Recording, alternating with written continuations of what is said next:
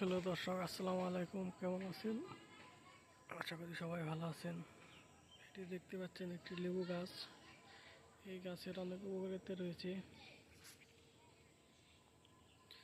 লেবু আমরা সব মানুষই জানি, লেবুতে অনেক ভিটামিন সি থাকে এবং অনেক উপকারিতা রয়েছে লেবু খেলে। যাদের জ্বর হয়েছে, কিছু খাইতে পারছে না, তাদের লেবু খাওয়াইলে তাদের খাওয়ার রুচিটা এসে পড়ে এবং লেবুতে অনেক উপকার রয়েছে। দেখতে পাচ্ছেন একটি পুকুরের পাড়। এই পাড়ে পুকুরের পাশাপাশি মাছ চাষ করছে, পাশাপাশি লেবু চাষ করে অনেক লাভবান হচ্ছে অল্প খরচে।